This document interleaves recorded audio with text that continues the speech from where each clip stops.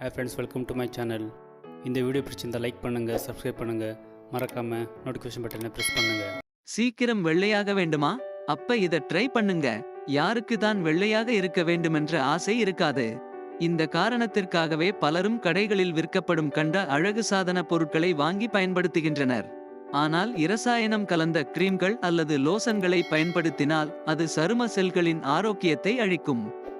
ஆனால் இந்த வீடியோவில் கொடுக்கப்பட்டுள்ள மாஸ்கை போடுவதன் மூலம் சருமத்தில் உள்ள இறந்த செல்கள் வெளியேறுவதோடு அழுக்குகள் நீங்கி முகம் பளிச்சென்று பிரகாசமாகவும் வெள்ளையாகவும் மாறும். சரி, இப்போது அந்த ஃபேஸ் மாஸ்கை எப்படி போடுவதென்று காண்போம்.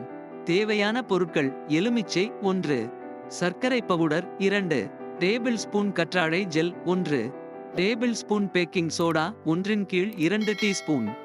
எலுமிச்சை: எலுமிச்சையில் உள்ள சிட்ரிக் அமிலம் மற்றும் வைட்டமின் சி சருமத்தில் உள்ள கருமையை போக்கி சரும நிறத்தை அதிகரிக்கும்.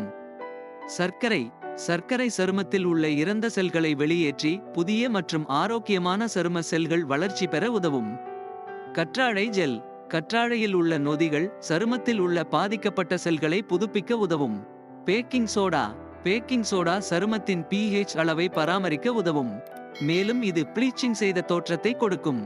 செய்முறை: ஒரு பவுலில் எலுமிச்சையை பிழிந்து சாறு எடுத்து அத்துடன் சர்க்கரை பவுடர், கற்றாழை ஜெல், பேக்கிங் சோடா ஆகியவற்றை சேர்த்து நன்கு கலந்து கொள்ள வேண்டும். பயன்படுத்தும் முறை: பின்பு பிரஷ் பயன்படுத்தி முகத்தில் தடவி 30 முதல் 40 வரை நிமிடம் ஊற வைத்து பின் குளிர்ந்த நீர் பயன்படுத்தி மென்மையாக ஸ்கரப் செய்து கழுவ வேண்டும். குறிப்பு: இந்த மாஸ்கை பயன்படுத்திய பின் உடனே வெயிலில் செல்லக்கூடாது.